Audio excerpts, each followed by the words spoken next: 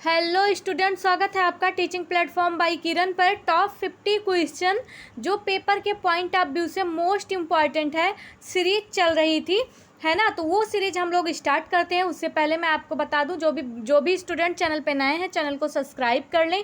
Video अच्छी लगे तो वीडियो को लाइक शेयर जरूर करें। तो चलिए देर न करते हुए स्टार्ट करते हैं आज का पहला क्वेश्चन। पहला क्वेश्चन क्या है? बायोलॉजिकल वैल्यू सर्वाधिक किस खाद्य में होता है? ऑप्शन ए है गेहूं में, बी है सोयाबीन में, सी है अंडा में और डी है चावल में। तो राइट आंसर क्या हो जाएगा? सर्वाधिक बायोलॉजिकल वैल्यू किसका होता है? तो राइट आंसर क्या होगा? इसका राइट आंसर हो जाएगा ऑप्शन नंबर सी, अंडा। अंडे का जो होता है सर्वाधिक बायोलॉजिकल जो वैल्यू होता है वो सर्वाधिक होता है। तो राइट आंसर हो जाएगा फर्स्ट का ऑप्शन नंबर सी। चलिए बढ़ते हैं नेक्स्ट क्वेश्चन की ओर। नेक्स्ट क्वेश्चन सेकंड नंबर का क्वेश्चन जो पूछा जा रहा है, सेकंड नंबर का क्वेश्चन क्या पूछा जा रहा है? ओमेगा 3 फैटी एसिड का प्रमुख स्रोत क्या है? ऑप्शन ए है घी है, बी है मछली का तेल है, सी है तिल का तेल है और डी है मूंगफली का तेल है। तो राइट आंसर क्या होगा? सेकंड नंबर का क्वेश्चन एक बार फिर से देखिए, ओमेगा 3 फैटी एसिड का प्रमुख स्रोत क्या है? तो राइट आंसर क्या हो जाएगा? ओमेगा 3 कहाँ पाया जाता है? ये क्वेश्चन बहुत बार पूछा गया है ना। और इसका राइट आंसर मछली का तेल होगा। ऑप्शन नंबर सेकंड क्वेश्चन का ऑप्शन नंबर बी राइट हो जाएगा। चलिए इसी के साथ बढ़ते हैं नेक्स्ट क्वेश्चन की ओर। नेक्स्ट क्वेश्चन देख लेते हैं। पूछा जा रहा है थर्ड नंबर का क्वेश्चन, जीरोप्थैल्मिया का कारण है। जीरोप्थैल्मिया किसके कारण होता है? कौन सी विटामिन की कमी के कारण होता है? ऑप्शन ए है विटामिन ए की कमी, बी है विटामिन डी की कमी, सी है विटामिन के की कमी और डी है विटामिन सी की कमी। तो राइट आंसर क्या होगा इसका? जीरोप्थैल्मिया किसकी कमी से होता है? तो राइट आंसर हो जाएगा ऑप्शन ए, है ना, विटामिन ए की कमी से जीरोप्थैल्मिया होता है। तो थर्ड का राइट हो जाएगा ऑप्शन नंबर ए। चलिए देखते हैं नेक्स्ट क्वेश्चन की ओर चलते हैं। नेक्स्ट क्वेश्चन 4 नंबर का जो पूछा जा रहा है, चलिए 4 नंबर का क्वेश्चन पूछा जा रहा है, ग्वाइट्रोजेनिक फूड कौन सा है? ग्वाइट्रोजेनिक फूड कौन सा है? ऑप्शन ए है फूल गोभी, बी है टमाटर, सी है सेब और डी है केला। तो राइट आंसर क्या हो जाएगा? ग्वाइट्रोजेनिक फूड कौन सा है? तो इसका राइट आंसर हो जाएगा ऑप्शन नंबर ए, फूल जो होता है ना, सॉरी फूल गोभी जो होता है ये गाइट्रोजेनिक पदार्थ होता है। ये थायराइड ग्रंथि में आयोडीन के उपयोग को रोकता है ना। और कौन कौन सा होता है गाइट्रोजेनिक फूड?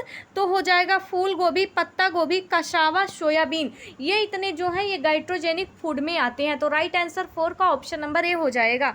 चलिए बढ़ते हैं नेक्स्ट क्वेश्चन की ओर। नेक्स्ट क्वेश्चन क्या पूछा जा रहा है? 5 नंबर का क्वेश्चन जो पूछा जा रहा है आपसे, प्रोटीन इफिशियंसी रेशियो, है ना, प्रोटीन इफिशियंसी रेशियो किससे संबंधित है?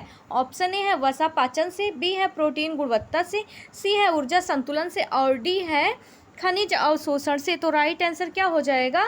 प्रोटीन इफिशियंसी रेशियो किससे संबंधित है? तो इसका राइट आंसर क्या होगा? किससे संबंधित है? तो इसका राइट आंसर हो जाएगा ऑप्शन नंबर बी, है ना, प्रोटीन गुणवत्ता से संबंधित है। तो राइट हो जाएगा ऑप्शन नंबर बी, राइट हो जाएगा 5 का ऑप्शन नंबर बी। चलिए बढ़ते हैं नेक्स्ट क्वेश्चन की ओर। नेक्स्ट क्वेश्चन जो आपसे पूछा जा रहा है, कार्ब साइकिल कहाँ होती है? कार्ब साइकिल 6 नंबर का है और ये फिजियोलॉजी का क्वेश्चन है। कार्ब साइकिल कहाँ होती है? ऑप्शन ए है साइटोप्लाज्म में, बी है माइटोकॉन्ड्रियल मैट्रिक्स में, सी है नाभिक में, डी है एंडोप्लाज्मिक रेटिकुलम में। तो राइट आंसर क्या हो जाएगा?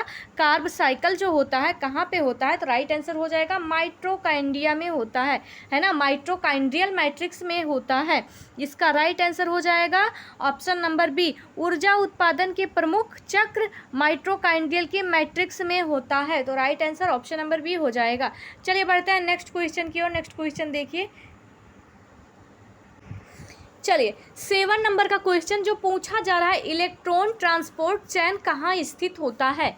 पूछा जा रहा है इलेक्ट्रॉन ट्रांसपोर्ट चैन कहाँ स्थित होता है?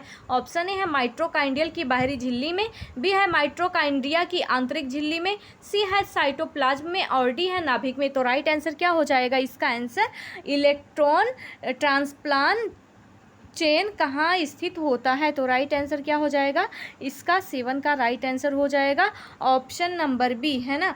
माइटोकॉन्ड्रिया की आंतरिक झिल्ली में जो इलेक्ट्रॉन ट्रांसपोर्ट चेन होता है वो स्थित होता है। तो 7 का ऑप्शन नंबर बी राइट हो जाएगा। चलिए नेक्स्ट की ओर चलते हैं, नेक्स्ट क्वेश्चन देख लेते हैं। चलिए देखिए नेक्स्ट क्वेश्चन जो आपसे पूछा जा रहा है 8 नंबर का क्वेश्चन है, हेक्सोकाइनेन एंजाइम किस कार्य में संलग्न है? पूछा जा रहा है हेक्सोकाइनेन एंजाइम किस कार्य में संलग्न है? ऑप्शन ए है प्रोटीन में, बी है संश्लेषण में, ए है प्रोटीन संश्लेषण में, बी है ग्लूकोज का फास्फोरिलेशन में, और सी है वसा अम्ल ऑक्सीकरण में, और डी है एनडीए प्रतिकृति में। तो राइट आंसर क्या हो जाएगा? हेक्सोकाइनेन एंजाइम किस कार्य में संलग्न है? 8 का राइट आंसर क्या होगा? ग्लूकोज का फास्फोरिलेशन में। किसमें? ग्लूकोज का फास्फोरिलेशन में राइट आंसर हो जाएगा ऑप्शन नंबर बी, है ना। ऑप्शन नंबर बी राइट हो जाएगा। चलिए बढ़ते हैं नेक्स्ट क्वेश्चन की ओर। नेक्स्ट क्वेश्चन क्या पूछा जा रहा है आपका? रक्त का सामान्य पीएच कितना होता है? क्वेश्चन क्या है? रक्त का सामान्य पीएच कितना होता है? ऑप्शन ए है 6.8 होता है, बी है 7.0 होता है, सी है 7.4 होता है, और डी है 7.8 होता है। तो रक्त का पीएच कितना होता है बताइए आप लोग? तो रक्त का पीएच 7.4 होता है ना। रक्त जो होता है एल्किलाई होता है और 7.4 इसका पीएच होता है। तो राइट आंसर हो जाएगा ऑप्शन नंबर सी। चलिए बढ़ते हैं नेक्स्ट क्वेश्चन की ओर। 10 नंबर का क्वेश्चन जो पूछा जा रहा है, कीटोन बॉडीज कहाँ बनती है? ऑप्शन नंबर ए है यकृत में बनती है, बी है मांसपेशियों में बनती है, सी है गुर्दा में बनती है, या फिर डी है अग्नाशय में बनती है। तो राइट आंसर क्या हो जाएगा? कीटोन बॉडीज कहाँ बनती है? तो इसका राइट आंसर हो जाएगा ऑप्शन नंबर ए, यकृत में बनती है ना। विशेषकर यकृत में कीटोन बॉडीज बनती है। तो राइट आंसर हो जाएगा ऑप्शन नंबर ए 10 का। चलिए बढ़ते हैं नेक्स्ट क्वेश्चन की ओर। नेक्स्ट क्वेश्चन देख लीजिए। चलिए आ जाइए नेक्स्ट क्वेश्चन पे। पूछा जा रहा है इंट्रिंसिक फैक्टर किसके अवशोषण के लिए आवश्यक है? इंट्रिंसिक फैक्टर किसके अवशोषण के लिए आवश्यक है? ऑप्शन ए क्या है? आयरन। बगल में मेरा एक फ़ोन रखा था वो हाथ से लग के गिर गया है ना। चलिए कोई बात नहीं, हम लोग पढ़ते हैं। आयरन, ऑप्शन ए है आयरन, बी है विटामिन B12, और सी है कैल्शियम, और डी है विटामिन डी। तो राइट आंसर क्या हो जाएगा? जो पूछा जा रहा है क्वेश्चन क्या है? इंट्रिंसिक फैक्टर किसके अवशोषण के लिए आवश्यक है? तो राइट आंसर क्या हो जाएगा? राइट आंसर हो जाएगा विटामिन B12, है ना। विटामिन B12 जो है वो इंट्रिंसिक फैक्टर के लिए आवश्यक होता है। तो राइट आंसर 11 का हो जाएगा ऑप्शन नंबर बी। चलिए इसी के साथ देख लेते हैं नेक्स्ट क्वेश्चन जो पूछा जा रहा है आपसे। क्या पूछा जा रहा है? देखिए 12 नंबर का क्वेश्चन जो पूछा जा रहा है, रेनिन एंजाइम का कार्य है। रेनिन एंजाइम का कार्य क्या है? ऑप्शन ए है दूध का जमाव, बी है वसा का पाचन, सी है कार्बोहाइड्रेट पाचन, और डी है DNA प्रतिकृति। तो राइट आंसर क्या हो जाएगा? रेनिन एंजाइम का कार्य क्या है? रेनिन एंजाइम का कार्य क्या है? तो इसका राइट आंसर हो जाएगा दूध का जमाव रेनिन एंजाइम का कार्य है ना। शिशुओं में दूध को कलेक्ट करता है जो रेनिन एंजाइम होता है और पचाता है। राइट आंसर हो जाएगा ऑप्शन नंबर ए। चलिए बढ़ते हैं नेक्स्ट क्वेश्चन की ओर। नेक्स्ट क्वेश्चन देखिए जो पूछा जा रहा है आपसे, बेसल मेटाबॉलिक रेट जिसे हम कहते हैं BMR किस अवस्था में मापा जाता है? ऑप्शन ए है नींद में, बी है पूर्ण विश्राम व उपवास की स्थिति में, सी है व्यायाम की स्थिति में, डी है भोजन के तुरंत बाद। तो राइट आंसर क्या हो जाएगा? बेसल मेटाबॉलिक रेट किस अवस्था में मापा जाता है? तो इसका राइट आंसर क्या हो जाएगा? इसका राइट आंसर हो जाएगा पूर्ण विश्राम व उपवास की स्थिति में, है ना। इसका राइट आंसर हो जाएगा 13 का ऑप्शन नंबर बी हो जाएगा राइट। चलिए बढ़ते हैं नेक्स्ट क्वेश्चन की ओर। नेक्स्ट क्वेश्चन जो आपसे पूछा जा रहा है 14 नंबर का क्वेश्चन है। ये पूछा जा रहा है एनारोबिक ग्लाइकोसिस का अंतिम उत्पाद है। एनारोबिक ग्लाइकोसिस का अंतिम उत्पाद क्या है? ऑप्शन ए है ATP है, बी है लैक्टिक एसिड है, सी है पायरुवेट है, और डी है एथेनॉल है। तो राइट आंसर क्या हो जाएगा इसका? एनारोबिक ग्लाइकोसिस का अंतिम उत्पाद क्या होता है? इसका राइट आंसर क्या होगा? इसका राइट आंसर हो जाएगा ऑप्शन नंबर बी, है ना, एनारोबिक पैरोबिक। एनारोबिक ग्लाइकोसिस का अंतिम उत्पाद लैक्टिक एसिड होता है। तो इसका राइट आंसर हो जाएगा 14 का ऑप्शन नंबर बी। चलिए इसी के साथ देख लेते हैं नेक्स्ट क्वेश्चन। नेक्स्ट क्वेश्चन जो आपसे पूछा जा रहा है, एरिक्सन के अनुसार किशोरावस्था का संघर्ष है। क्या पूछा जा रहा है? एरिक्सन के अनुसार किशोरावस्था का संघर्ष है। किशोरावस्था का क्या संघर्ष है एरिक्सन के अनुसार? ए है आइडेंटिटी वीएस रोल कन्फ्यूजन, और बी है ट्रस्ट वीएस मिसट्रस्ट, और सी है सी क्या दे रहा है? सी दे रहा है इंटीग्रेटली वीएस डिस्पेयर, और डी ऑप्शन है आपका ऑटोनॉमी वीएस सेम। तो राइट आंसर क्या हो जाएगा? एरिक्सन के अनुसार किशोरावस्था का संघर्ष क्या है? तो राइट आंसर हो जाएगा आइडेंटिटी वीएस रोल कन्फ्यूजन। ये क्या होता है? एरिक्सन के अनुसार किशोरावस्था का संघर्ष होता है। इसमें बच्चा क्या होता है? किशोरावस्था जो होता है 12 से 18 वर्ष होता है, और आइडेंटिटी वीएस रोल कन्फ्यूजन जो है इसका मतलब होता है पहचान बनाम भूमिका भ्रम, है ना। इसमें बच्चा भ्रम में रहता है, अपनी पहचान बनाना चाहता है और वो समझ नहीं पाता है मतलब क्या करे, है ना, क्या चुने, किस क्षेत्र में जाए, वह अपने आत्मनिर्भर होना चाहता है। ठीक है, तो राइट आंसर हो जाएगा 15 का ऑप्शन नंबर ए। चलिए बढ़ते हैं नेक्स्ट क्वेश्चन की ओर। नेक्स्ट क्वेश्चन क्या है? 16 नंबर का क्वेश्चन दे रहा है ट्रायल एंड एरर सिद्धांत किसने दिया? ऑप्शन ए है पावलोव ने दिया, बी है थॉर्नडाइक ने दिया, सी है स्किनर ने दिया, और डी है कोहलबर्ग ने दिया। तो राइट आंसर क्या होगा? ट्रायल एंड एरर सिद्धांत किसने दिया? तो राइट आंसर हो जाएगा थॉर्नडाइक ने दिया, है ना, थॉर्नडाइक ने दिया। ट्रायल एंड एरर सिद्धांत थॉर्नडाइक ने दिया। तो right answer option number B हो जाएगा। चलिए बढ़ते हैं नेक्स्ट क्वेश्चन की ओर। नेक्स्ट क्वेश्चन जो पूछा जा रहा है अटैचमेंट, है ना, 17 नंबर का क्वेश्चन है। अटैचमेंट थ्योरी किससे संबंधित है? क्वेश्चन पूछा जा रहा है अटैचमेंट थ्योरी किससे संबंधित है? ऑप्शन ए है बॉल्बी, बी है फ्रायड, सी है एरिक्सन, और डी है पियाजे। अटैचमेंट थ्योरी जो है किससे संबंधित है? तो इसका राइट आंसर हो जाएगा बॉल्बी से संबंधित है ना। अटैचमेंट थ्योरी, उन्होंने कहा अटैचमेंट थ्योरी ये शिशु और माँ का भावनात्मक बंधन होता है। उन्होंने ये अटैचमेंट थ्योरी कुछ और मत समझिएगा, उन्होंने माँ और शिशु के मतलब प्यार के बारे में बताया है ना, शिशु और माँ का जो भावनात्मक संबंध होता है उन्होंने बताया है। तो राइट आंसर हो जाएगा ऑप्शन नंबर ए। चलिए बढ़ते हैं नेक्स्ट क्वेश्चन की ओर। नेक्स्ट क्वेश्चन देख लीजिए जो पूछा जा रहा है आपका, प्लेन वेव को हिंदी में क्या कहते हैं? ये क्वेश्चन मैंने पहले भी कराया है, इसमें बीच बीच में मैंने कुछ क्वेश्चन डाला हुआ है पिछली बार का, ताकि वो अगर आप कर रहे हैं सीरीज लगातार तो रिवाइज हो जाए, है ना। प्लेन वेव को हिंदी में क्या कहते हैं? प्लेन वेव को हिंदी में क्या कहते हैं बताइए? तिरछी बुनाई, सादी बुनाई, डिजाइन बुनाई, जटिल बुनाई। तो इसका राइट आंसर हो जाएगा ऑप्शन नंबर बी, सादी बुनाई। प्लेन वेव को सादी बुनाई कहते हैं। तो राइट आंसर हो जाएगा ऑप्शन नंबर बी। अच्छा, प्लेन वेव बुनाई होती क्या है? तो एक ताना ऊपर, एक ताना ऊपर, एक ताना नीचे, एक ताना ऊपर। जैसे जब हम बाने का धागा लाते हैं तो एक ताना ऊपर, एक ताना नीचे, एक ताना ऊपर, एक ताना नीचे, है ना। बाने का धागा इस तरह से लेते हुए हम मतलब बुनते हैं। तो राइट आंसर हो जाएगा ऑप्शन नंबर बी 18 का। चलिए बढ़ते हैं नेक्स्ट क्वेश्चन की ओर। देखिए नेक्स्ट क्वेश्चन जो पूछा जा रहा है, ऊल किस प्रोटीन से बनी होती है या बना होता है? ऊल किस प्रोटीन से बना होता है? ऑप्शन ए है कोलेजन से, बी है कैराटिन प्रोटीन से, सी है एल्ब्यूमिन से, और डी है ग्लूटिन। तो ग्लूटिन गेहूं की प्रोटीन होती है, एल्ब्यूमिन अंडे की प्रोटीन होती है, और क्या होता है और बताइए आप लोग इसमें से राइट क्या होगा? 19 का राइट क्या होगा? ये कोलेजन क्या होता है? तो इसका राइट आंसर हो जाएगा ऑप्शन नंबर बी, है ना, कैराटिन प्रोटीन से ऊन जो होता है बना होता है। बताइए स्काउरिंग प्रक्रिया का उद्देश्य क्या है? वस्त्र की रंगाई, वस्त्र की अशुद्धियां हटाना, वस्त्र को प्रेस करना, वस्त्र काटना। तो राइट आंसर क्या हो जाएगा? ऑप्शन नंबर बी इसका राइट हो जाएगा, है ना।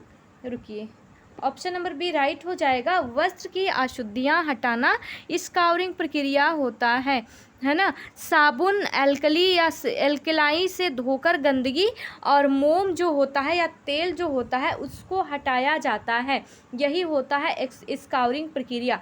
चलिए बी राइट हो जाएगा। बढ़ते हैं नेक्स्ट क्वेश्चन की ओर। देखिए नेक्स्ट क्वेश्चन देखिए क्या पूछा जा रहा है आपका। 21 नंबर का क्वेश्चन है।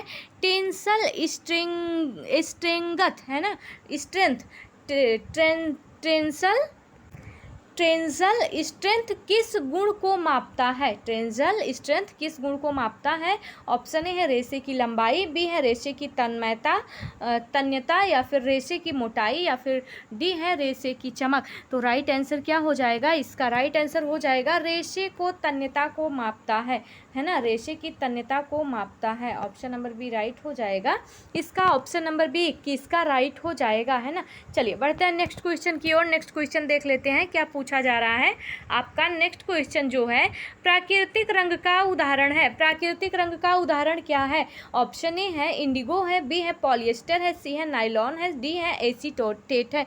तो राइट आंसर क्या हो जाएगा इसका? तो इसका राइट आंसर हो जाएगा ऑप्शन नंबर ए। प्राकृतिक रंग का उदाहरण जो है इंडिगो है। ऑप्शन नंबर ए राइट हो जाएगा 22 का। चलिए बढ़ते हैं नेक्स्ट क्वेश्चन की ओर। नेक्स्ट क्वेश्चन देख लेते हैं। चलिए देखिए नेक्स्ट क्वेश्चन 23 नंबर का क्वेश्चन है। नीड हायरार्की थ्योरी किसने दी, है ना। और नीड हायरार्की थ्योरी किसने दी? ऑप्शन ए है मेयो ने, बी है मैस्लो ने, सी है फेयोल ने, डी है टेलर ने। नीड हायरार्की थ्योरी किसने दी? तो राइट आंसर हो जाएगा ऑप्शन नंबर बी, है ना, मैस्लो ने दी है। जो नीड हायरार्की थ्योरी है, आवश्यकता पदानुक्रम सिद्धांत जिसे कहा जाता है ना। शारीरिक सुरक्षा, सामाजिक आत्मसम्मान, आत्म साक्षात्कार, उन्होंने ये बताया है इसमें हायरार्की थ्योरी में। तो राइट आंसर हो जाएगा ऑप्शन नंबर बी। चलिए बढ़ते हैं नेक्स्ट क्वेश्चन की ओर। 24 नंबर का क्वेश्चन देख लेते हैं। 24 नंबर का क्वेश्चन जो पूछा जा रहा है, कम्युनिटी डेवलपमेंट प्रोग्राम भारत में कब शुरू हुआ था? ऑप्शन ए है 1950 में, बी है 1952 में, सी है 1955 में और डी है 1960 में। तो राइट आंसर क्या हो जाएगा? कम्युनिटी डेवलपमेंट प्रोग्राम भारत में कब शुरू हुआ था? तो राइट आंसर हो जाएगा कम्युनिटी डेवलपमेंट, है ना। ये देख के घबराना नहीं। सामुदायिक विकास पढ़ते हैं ना, सामुदायिक विकास 1952 तो कम्युनिटी डेवलपमेंट तो राइट आंसर हो जाएगा 1952, है ना। 2 अक्टूबर 1952 बलवंत राय मेहता समिति ने पंचायत प्रणाली का सुझाव दिया था और उनकी, तो राइट आंसर हो जाएगा ऑप्शन नंबर बी 19 का। ऑप्शन नंबर बी 24 का राइट हो जाएगा ऑप्शन नंबर बी 1952। चलिए बढ़ते हैं नेक्स्ट क्वेश्चन की ओर। नेक्स्ट क्वेश्चन देख लीजिए। नेक्स्ट क्वेश्चन जो पूछा जा रहा है, सेल्फ हेल्प ग्रुप किससे संबंधित है? क्वेश्चन क्या है? सेल्फ हेल्प ग्रुप किससे संबंधित है? ए है ग्रामीण महिला से, बी है उद्योगपति से, सी है शिक्षक से और डी है वैज्ञानिक से। तो राइट आंसर क्या हो जाएगा? सेल्फ हेल्प ग्रुप ग्रामीण महिलाओं से संबंधित है। ग्रामीण महिला, है ना, गरीब महिला, ग्रामीण महिला छोटी बचत ऋण और आत्मनिर्भर हेतु क्या कर सके? आत्मनिर्भर बन सके। तो राइट आंसर हो जाएगा option number A. Self help group किससे संबंधित है? ग्रामीण महिलाओं से संबंधित है। ऑप्शन राइट हो जाएगा ए। चलिए बढ़ते हैं नेक्स्ट क्वेश्चन की ओर। देखिए नेक्स्ट क्वेश्चन जो पूछा जा रहा है, देखिए 26 नंबर का क्वेश्चन जो पूछा जा रहा है, पार्टिसिपेटरी रूरल अप्रेजल, है ना, जिसे हम कहते हैं PRA. Participatory rural appraisal PRA किससे जुड़ा हुआ है? ऑप्शन ए है वस्त्र विज्ञान से, बी है विस्तार शिक्षा से, सी है शारीरिकी से या डी है पोषण से। तो पार्टिसिपेटरी रूरल अप्रेजल किससे संबंधित है? राइट आंसर क्या हो जाएगा इसका? राइट आंसर हो जाएगा विस्तार शिक्षा। ऑप्शन नंबर बी राइट हो जाएगा। यह किससे संबंधित है? तो विस्तार शिक्षा से संबंधित है। 26 का ऑप्शन नंबर बी राइट हो जाएगा। चलिए नेक्स्ट क्वेश्चन देख लेते हैं। चलिए ये देखिए स्क्रीन पे आ गया है नेक्स्ट क्वेश्चन। नल हाइपोथेसिस का तात्पर्य है। नल हाइपोथेसिस का क्या तात्पर्य है?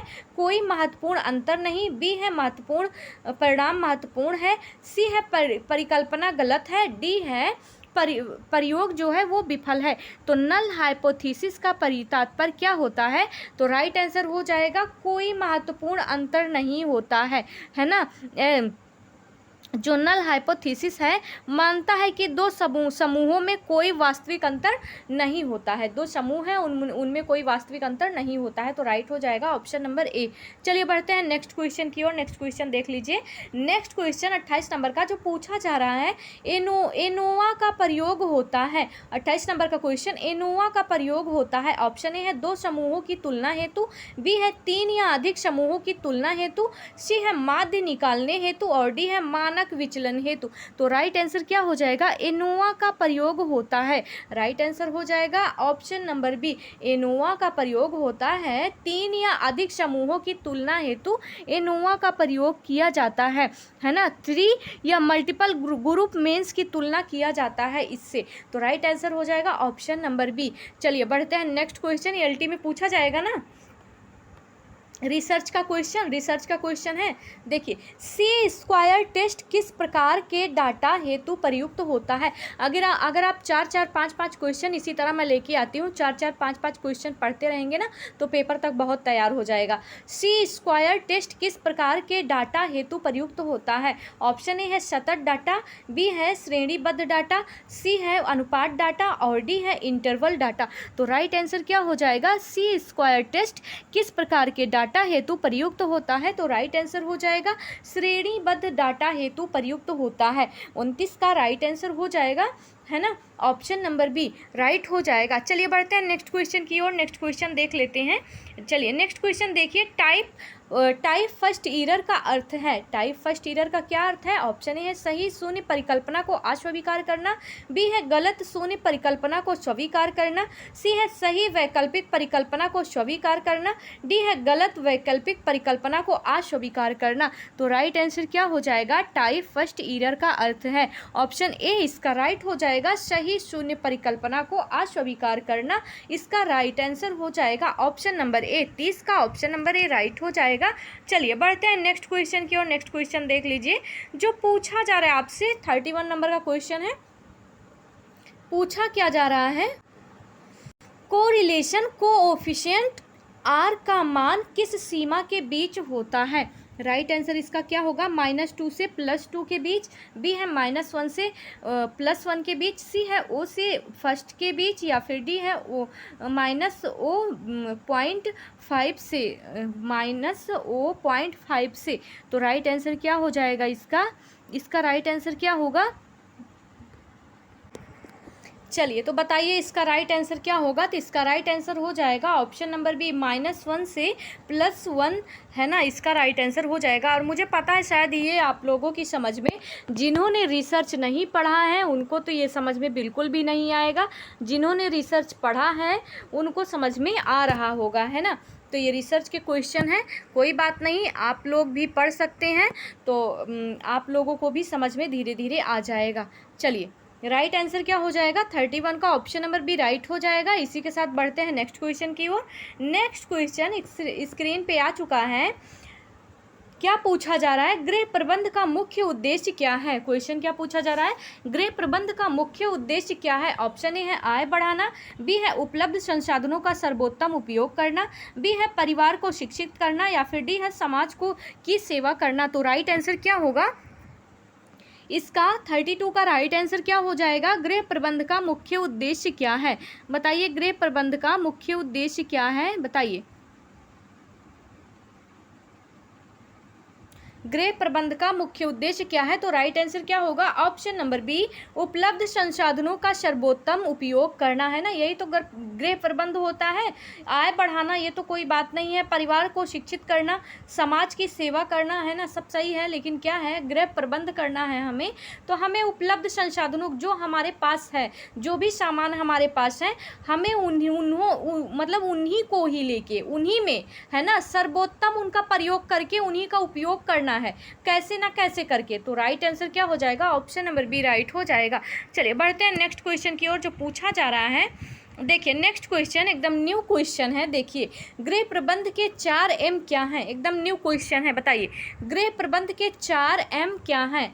ए है मैन मनी मटेरियल मेथड, या फिर बी है मैन मनी मटेरियल मैनेजमेंट, और सी है मैन मनी मटेरियल मेथड, और डी है मनी मार्केट मटेरियल्स मशीन। तो राइट आंसर क्या हो जाएगा? 4 एम क्या है? तो इसका राइट आंसर हो जाएगा option number C, money man, फिर मनी मटेरियल और मेथड, है ना।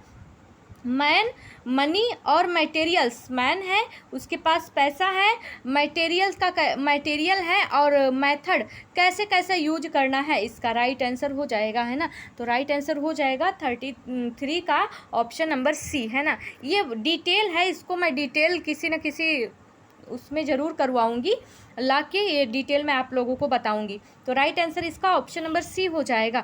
चलिए बढ़ते हैं नेक्स्ट क्वेश्चन की और नेक्स्ट क्वेश्चन देख लेते हैं। नेक्स्ट क्वेश्चन है 35, कार्य सरलीकरण जिसे हम कहते हैं वर्क सिंप्लीफिकेशन का अर्थ है। कार्य सरलीकरण को क्या बोला जाता है? वर्क सिंप्लीफिकेशन, है ना। वर्क सिंप्लीफिकेशन का अर्थ क्या होता है? ऑप्शन ए है कार्यों की संख्या बढ़ाना, बी है कार्य को कम समय, ऊर्जा और संसाधनों से करना, या फिर सी है कार्य को जटिल बनाना, डी है कार्य का विस्तार न करना। तो राइट आंसर क्या हो जाएगा? कार्य सरलीकरण जिसे हम कहते हैं वर्क सिंप्लीफिकेशन क्या होता है? तो राइट आंसर क्या हो जाएगा? ऑप्शन नंबर बी इसका राइट हो जाएगा, कार्य को कम समय, ऊर्जा और संसाधनों से करना, राइट आंसर हो जाएगा, है ना। ऑप्शन नंबर बी 34 का हो जाएगा। चलिए इसी के साथ बढ़ते हैं नेक्स्ट क्वेश्चन की ओर। नेक्स्ट क्वेश्चन जो पूछा जा रहा है 35 नंबर का, मनी मैनेजमेंट जिसे हम कहते हैं धन प्रबंधन का प्रमुख आधार है। धन प्रबंधन का प्रमुख आधार क्या है?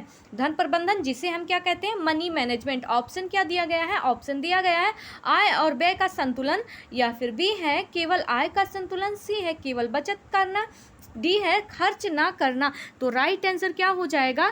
35 का राइट आंसर क्या होगा? मनी मैनेजमेंट जिसे हम कहते हैं धन प्रबंधन का प्रमुख आधार क्या है? तो राइट आंसर हो जाएगा आय और व्यय का संतुलन, है ना। आय और व्यय का संतुलन, जितनी हमारी आय है, जो भी हमारे पास पैसे, जो भी हमारे पास इनकम है, उन्हीं हिसाब से हमें क्या करना है? प्रबंध करना है। उन्हीं हिसाब से हमें हर काम करना है। ऐसा नहीं है कि 10,000 हमारी आय है महीने की और हम 20,000 का शॉपिंग ही कर ले रहे हैं, तो ये नहीं होना चाहिए ना। तो right answer option number A हो जाएगा। चलिए बताइए नेक्स्ट क्वेश्चन है 35 के बाद 36 नंबर का क्वेश्चन जो पूछा जा रहा है आपसे, कार्य वर्क जिसे हम कहते हैं वर्क साइकिल में कौन सा चरण सबसे पहले आता है?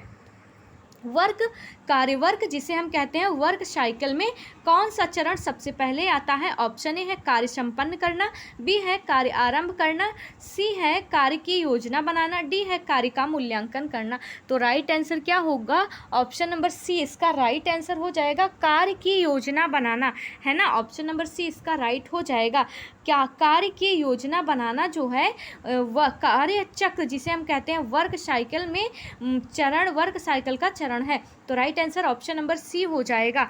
चलिए बढ़ते हैं इसी के साथ नेक्स्ट क्वेश्चन की और नेक्स्ट क्वेश्चन जो पूछा जा रहा है आपसे, समय प्रबंधन, है ना। 37 नंबर का क्वेश्चन है, समय प्रबंधन जिसे हम कहते हैं टाइम मैनेजमेंट का प्रमुख लाभ क्या है? ऑप्शन ए है थकान अधिक होना, थकान अधिक होती है, बी है कार्य अधूरा रह जाता है, सी है समय और ऊर्जा की बचत होती है, डी है कार्य कठिन हो जाता है।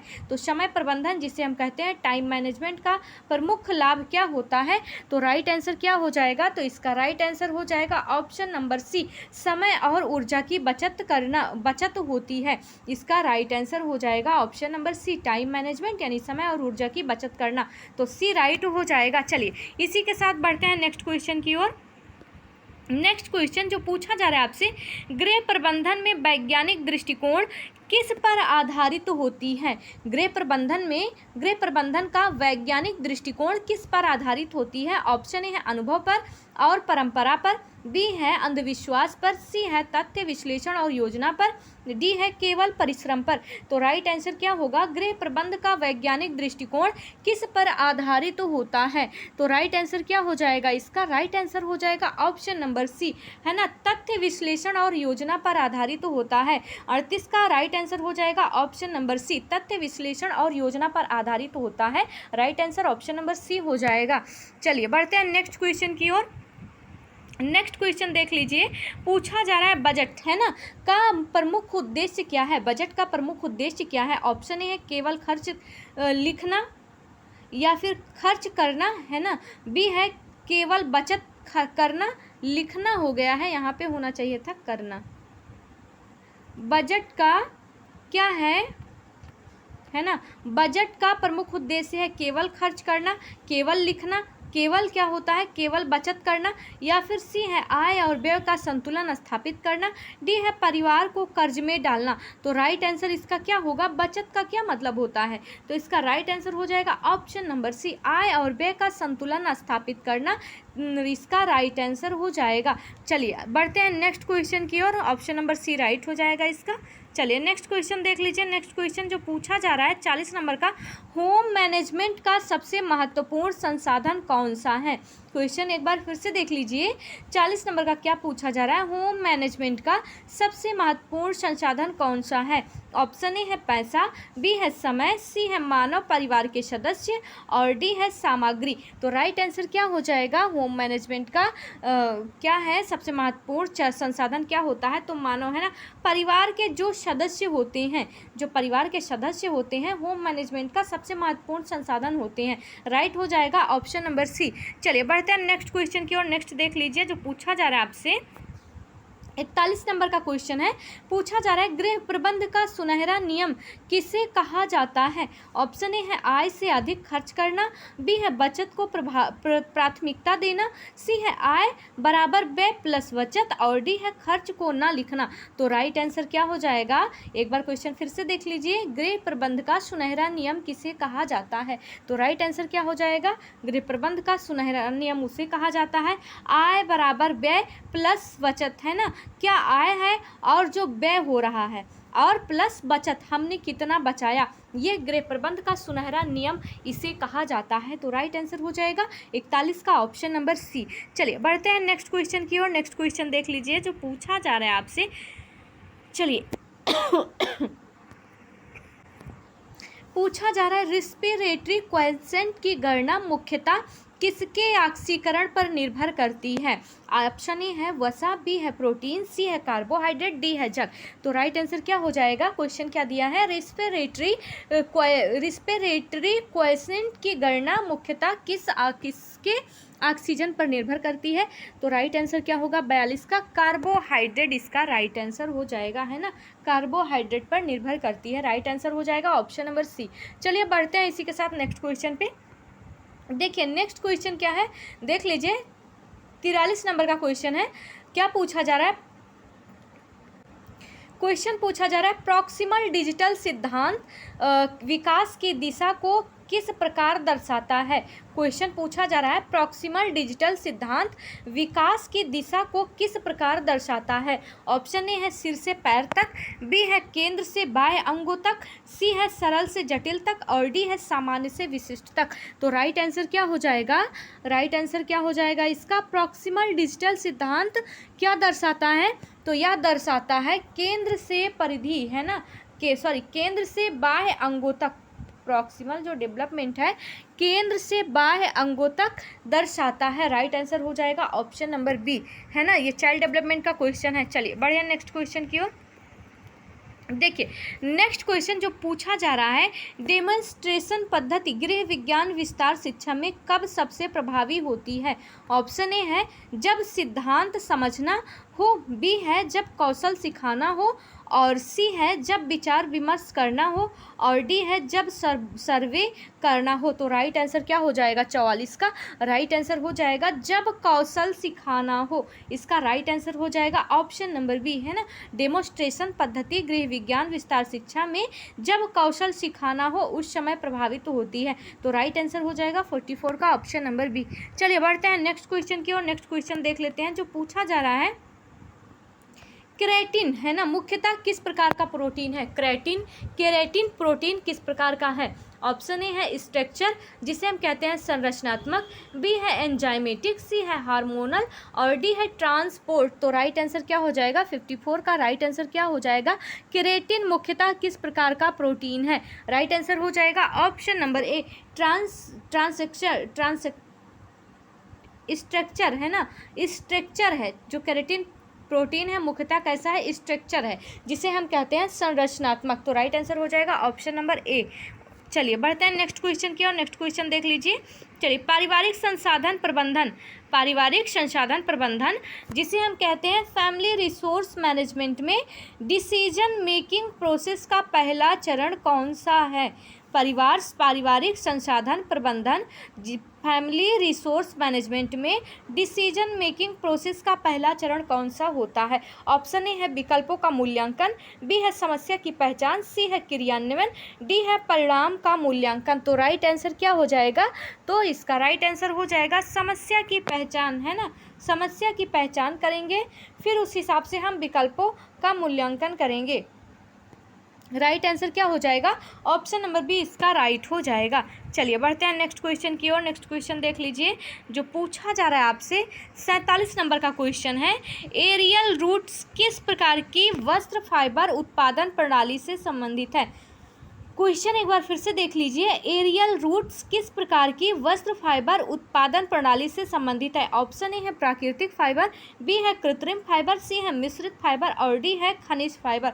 तो राइट आंसर क्या हो जाएगा, इसका राइट आंसर हो जाएगा ऑप्शन नंबर ए प्राकृतिक फाइबर, है ना, प्राकृतिक फाइबर इसका राइट आंसर हो जाएगा, ऑप्शन नंबर ए राइट हो जाएगा। चलिए बढ़ते हैं नेक्स्ट क्वेश्चन की ओर। नेक्स्ट क्वेश्चन पूछा जा रहा है बाल विकास में, चलिए पूछा जा रहा है बाल विकास में स्ट्रेंज एंजाइटी सामान्यतः किस आयु में सर्वाधिक दिखाई देती है। ऑप्शन ए है 2 माह में, बी है 6 से 8 माह में और सी है 12 से 15 माह में, डी है 18 से 20 माह में। तो राइट आंसर क्या हो जाएगा, तो इसका राइट आंसर हो जाएगा ऑप्शन नंबर बी, है ना, 6 से 8 माह में दिखाई पड़ती है। तो राइट आंसर आपका 48 का ऑप्शन नंबर बी हो जाएगा। चलिए बढ़ते हैं नेक्स्ट क्वेश्चन की ओर। नेक्स्ट क्वेश्चन देख लीजिए। भाई लाइक वाइक कर दीजिए, आप लोग वीडियो को लाइक नहीं करते हैं, बहुत कम लाइक आता है, लाइक कर दिया करिए, एक प्यारा सा कमेंट कर दिया करिए, वीडियो को शेयर सब्सक्राइब कर दिया करिए, क्योंकि इतना गर्मी हो रही है आज, बहुत गर्मी।